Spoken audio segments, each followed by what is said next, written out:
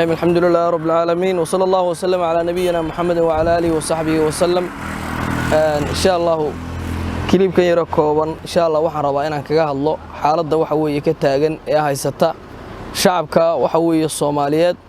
waxa weeye runtii amni darrada iyo waxa weeye khalkhalka iyo dawlad xumadu in badan ay soo food saartay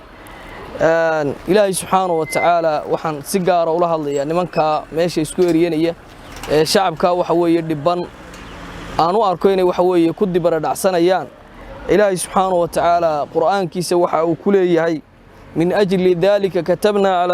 ala bani israa'iila annahu man qatala nafsan bighayri nafsin aw fasadin fil ard فكأنما قتل الناس جميعا ومن أحياها فكأنما أحيا الناس جميعا ولقد جاءتهم رسلنا بالبينات ثم إن كثيرا منهم بعد ذلك في الأرض لمسرفون إلهي سبحانه وتعالى في هذه الآية الكريمة وحاو إلهي سبحانه وتعالى تلماميا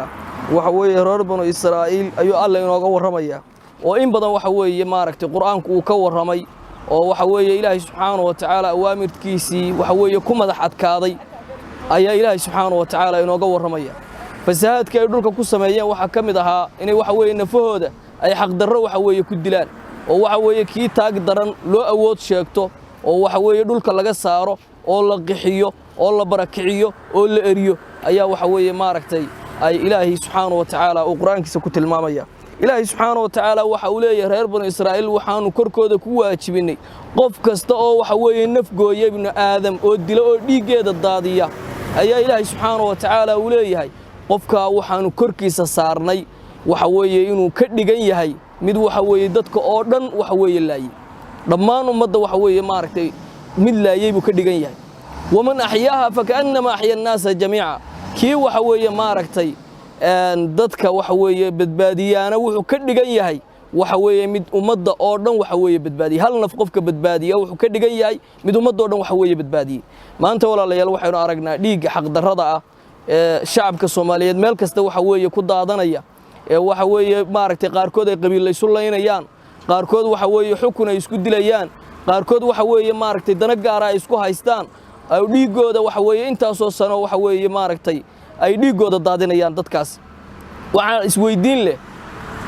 ummadda Soomaaliyeed iyo shacabkeeduba goorma ayaa waxa weeye ay ka dhargayaan dhiig la daadiyo goorma ayaa waxa weeye ilkooda iyo calooshoodu ay buuxsamaysaa oo ay ka buuxsamaysaa waxa weeye dhiig la daadiyo goorma ayaa waxa weeye cadhada iyo ciilka ay isu qabaan dhiigooda ay ku daadinayaan goorma ayaa waxa weeye ay soo gabagabaysaa ay soo afmeermaysaa waxaan fariin halkan uga dirayaa dhammaan nimanka waxa weeye xukunka isku haya ee waxa weeye maaragtay shacabka masaakiinta ee waxa weeye markii hore diinna uma ilaalinayn dalla waxa weeye nimankaasi uma ilaalinaynin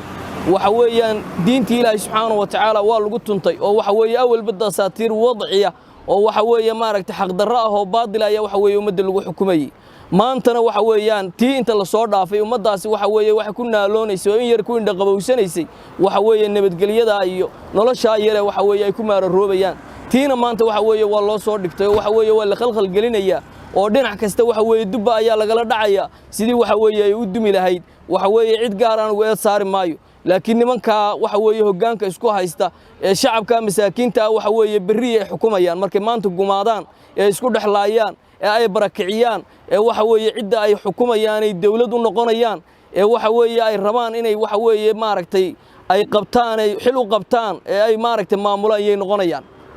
ummadda waxa weeye loo naxariisto bil ramadaan ayaa waxa weeye lagu jiraa dambiga waxa weeye waa la laaban yahay qofka uu sameeyaa wanaaga uu sameeyana sidaas oo kale waxa weeye uu la laaban yahay marka waxaan insha Allah aan